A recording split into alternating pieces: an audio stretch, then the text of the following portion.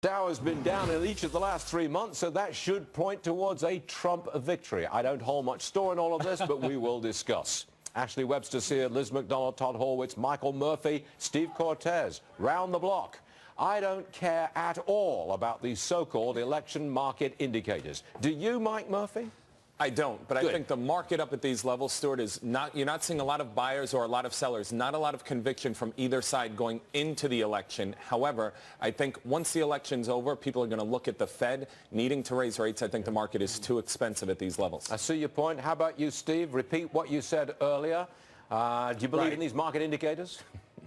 No, when something only happens every 4 years, you just don't have a sample size that's large enough for it to be statistically significant. So I don't really care about that. But I do concur with Mike. I think that the markets are in trouble regardless of who wins. And the reason is the Fed. I think the Fed would have already been normalizing rates, raising rates, if it weren't for the election. Once the election's out of the way, I think the Fed is finally at last truly live for December. And I just don't think our economy, sadly, is strong enough to handle even a very small rate increase. Very interesting. Todd, come in, please. I've got this question to ask you. Does the market go down on November the 9th, just regardless of who wins, just as a kind of a knee-jerk reaction to the election?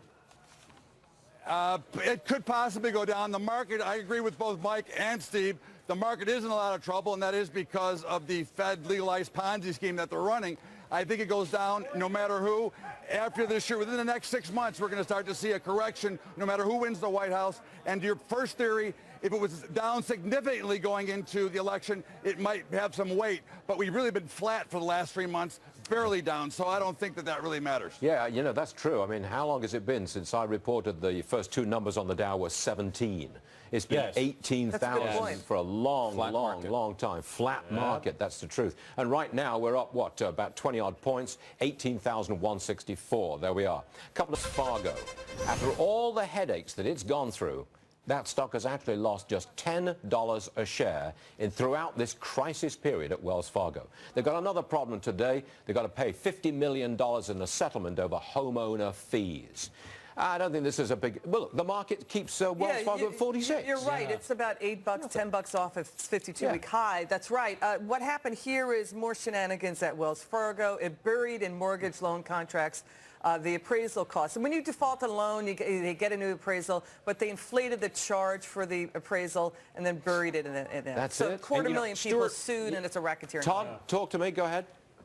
Stuart, it's Steve. Regarding banks, although I'm generally skeptical in the market, but an area I do like is banks, because if we are right, and I think the panel generally agrees that the Fed is going to finally get serious in December, if we're right about that, that's actually good news for banks to finally get higher rates. The yield curve has been steepening dramatically in recent weeks in anticipation of a Fed hike in December. So I think the outlook for banks, I'm generally skeptical, but I think banks are actually a place you can put capital. Do you own Wells Fargo, Steve? No, and that one specifically, I just don't know enough about the legal risk there, so I'd rather just the whole lot of them, XLF, get them all at once. Okay, Todd, what do you got to say? No, I agree. I do own Wells Fargo, but I think that the banks, there's more issues, and they're going to continue to come out. I think that the stress tests are a little bit shaky as well. But however, the space has been so beaten down that higher interest rates will allow them to make more money because they can spread out their money and actually provide liquidity to the average lender on the street, which might create some small business, which could create some jobs. Mike Murphy, I see it as a buy at 46. After all this trouble, it's still at 46. Come on. Yeah. I agree with you completely, Stuart. And for the traders out there, if you're looking to trade the election, Elizabeth Warren, Hillary Clinton want to go after the banks. So if you believe Trump is going to win, you can look at the financials. You can also look at the biotechs, because Hillary Clinton has come out and said that she wanted to go after cut prices on biotechs. They're down 13% since she said that. So if you wanted to trade the election, that's a good way to do it. That's the play, all right? Look, increase in the state gas tax goes into effect today, raising the tax from 14.5 cents to 37.5 cents. That will be, I'm doing the math here, that will be a 23-cent per gallon hike. Todd, you're no stranger to higher gas prices. You're in Illinois, I believe. Lucky you.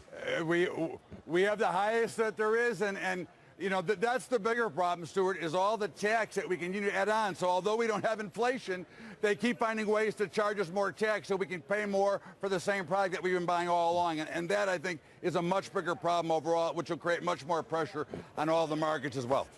You know, yesterday was Halloween, and we didn't mention it once on this show, but we're going to mention it now because I have a photo of Mike Murphy and his large family on Halloween, and they're dressed like, show me please, have we got it? Yeah. There you go. There it is. Oh, Whoa. scary. Wow, that's your family? Two of them missing.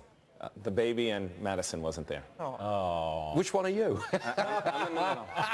The spooky markets, scary times. Is that Walking Dead? Didn't we see It's you on just Sunday zombies. night? We're- on Oh, ABC? zombies. We're zombies. This was before they dressed up. Did you get a lot of candy? Lots of candy. I Great bet time. you did. Oh, All right. yeah. Thank you very much indeed. Steve, Todd, Mike, all three of you, thank you very much indeed, gentlemen. Great start to a Tuesday morning.